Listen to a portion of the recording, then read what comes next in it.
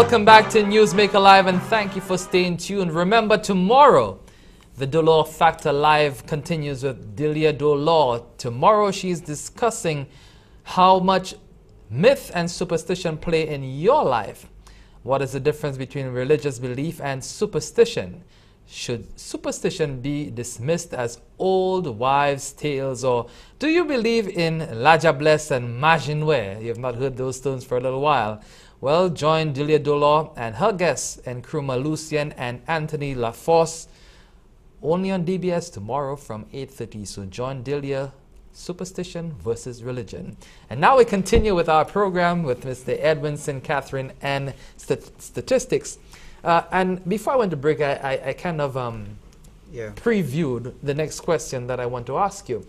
The opposition leader also questioned your unemployment figures. His logic is, if you were wrong, and so wrong, on the GDP figures, you must have been wrong on the unemployment figures, which you quoted during his tenure at close, well, over 20%. Yeah. How would you respond to that? It's not a matter of like I explained, you know, we had a specific and actually unusual situation with a data source. Right. Okay. Those matters we have addressed largely. With respect to the unemployment numbers, those are totally different. Okay, we have a substantial amount of control over that whole process. We hire the enumerators, they visit the households, we get a lot of cooperation from the households in St. Lucia, and that is something we'd like to see maintained as much as possible. You know, we have good cooperation. In the north of the island, sometimes we experience some problems. People are a little more concerned about security and that sort of issue. We are trying to learn new techniques of getting to our respondents in the north. For example, like using the phone, making an appointment, and all these things. Sometimes these techniques are not possible because of dogs and all kinds of issues, right? So we have a good cooperation there. So we have a certain amount of quality control of that process, and then it ends in us creating a database, you know, using handwriting recognition technology. We convert, you know, handwriting into numbers. We do validation checks, and we produce a consistent data set, which we use to generate the unemployment numbers. Now, in the case of the unemployment numbers, there are certain parameters within which they exist. For example, because, for example, in the year of the census, right, that was 2010, right, we published an unemployment rate around 20.8%, right? Soon after that, the census was complete, we went back into the field and we published another rate. It was, well, the current 2011, the rate was 21.2%, right? In 2009, we saw somewhere in the region of 19%. So there was a gradual increase consistent with what was happening with the global worldwide recession. And so there you can see that even a data source like the census, right, that covers for all intents and purposes almost 100% of the population. Our coverage was 93%. Okay, we had to weight the rest of the data. So even that large data source where we interviewed everyone, compared to the unemployment survey that we do, where we interview some, in any one shot we interview about 3,000 people. Okay, so there is an error in the rate, right? Okay, but we usually 95% confident about the rate within plus and minus 1.5%. That's how we normally state it in statistical language. Okay, sometimes I try to put it across simply to people that there is a bit of instability in the unemployment numbers because of the fact that you are doing a sample. Right. You try to do the best sample, right? But every time you do a sample, there are a whole group of people you don't speak to. You strategically pick people at random throughout the population to try to come up with a good estimate of the true population unemployment figure. But you're not going to be quite right. The sample has issues and so on. So you have a confidence interval of 95%, you're saying. Right, so that, right. And with a plus or minus 1.5% error. Yeah. Okay. So that, you know, we are very confident in the unemployment numbers. I don't think that the opposition leader should have any problems using them at all. But was it a logical conclusion? No, it's not. It's not a logical conclusion. This is a totally different and separate process. I mean, the GDP figure is a summation point for many data sources, and we apply principles based on the system of national accounts, right? 93, updated in more recently in 2008. We apply those principles to the numbers, all right? And as a summary point, we get a number. So if you have significant issues with any source, any firm, you are going to have problems with the number, right? And you know, it's unfortunate what has happened, and it is very unusual what had happened. Okay, but I'm very happy to say that, you know, I think this matter has been largely resolved. But one cannot look at the GDP number and make a statement about unemployment or census and these things. These things are different silos of information. Have you had a conversation with the opposition leader since his statement last week? No, but you know, I'd be very happy to talk to him and, you know, for us to resolve this thing. I know the I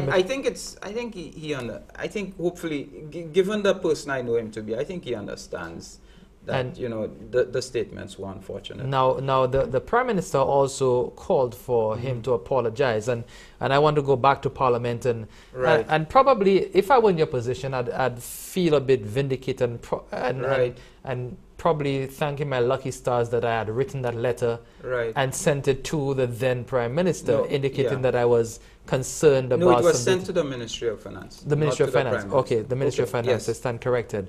Saying that you were guarded about the information sources, and that you would want to take pretty much another look at those figures to ensure that they were correct. And when the Prime Minister read that letter in the House of Parliament in response to the opposition leaders, I'm sure that you felt some sort of vindication, and, you know, because your name, your whole reputation, 20 years as Director of Statistics, that was all hanging in the balance. Well, I think it was fortunate that that was done, and that it was read in Parliament. It laid out very clearly, you know, my position, what my position was on the numbers, you know, and it is a good thing. Otherwise, all that would have been available would be, you know, sort of my word against his, and that's sort of the messier situation.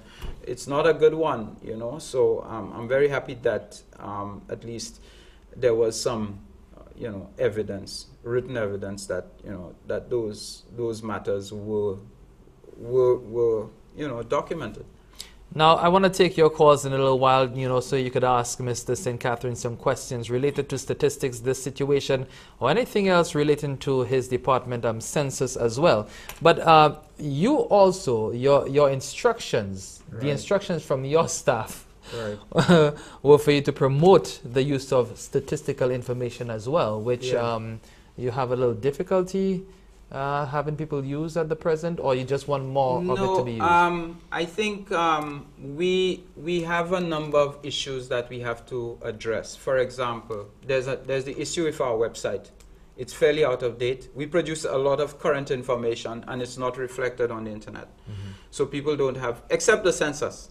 If you go to census1.stats.gov.lc, you will get access to a full gamut of census information. Let's get that again. It's stats. It's census. Census. Census 1, the number one. Okay.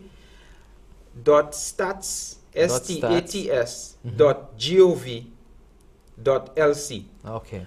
There you will get, we have created a dynamic website that gives you access to all of the census variables. So if you're interested in your own little community, you can go to that site and you can pull down age by sex and look at the demographic configuration of your community, or a lot of other data on communities, on constituencies, on administrative regions within St. Lucia, and so on. It's a very flexible site. It's based on UNECLAC redatum technology, and this is something that we're going to also be using to do the labor website, okay, which we have built, and we are also doing it. We are doing different versions of the census website, although that one is fairly complete.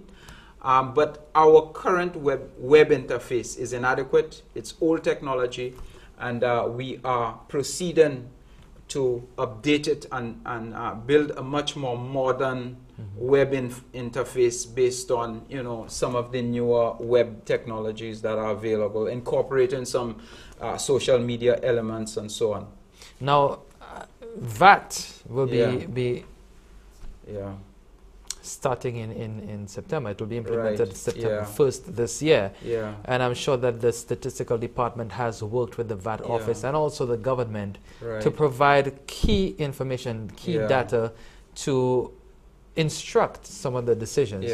What sort of input have you had in that process? Well, the main input into that process has been with respect to the poor, the underprivileged, the disadvantaged in St. Lucia, and ensuring that that we we allow the policymakers to understand the configuration of the expenditures of persons who are below the poverty line, okay, who are below the poverty line, so that we look at goods specific to them and provide, based on our survey, the household budget survey, how it is that those particular, how poor people spend is not adversely affected by the implementation of VAT. We also collect prices on some 2,000 commodities in the Consumer Price Index, and those also, we have to be very mindful about the impact of the price changes that will occur at the time of VAT, to ensure that we neutralize the CPI against those price changes. There will be some technical issues addressing, you know, adjusting to the implementation of VAT at that point in time, and those are things that are now under active consideration. Now, so you're saying from your standpoint, from the Department of Statistics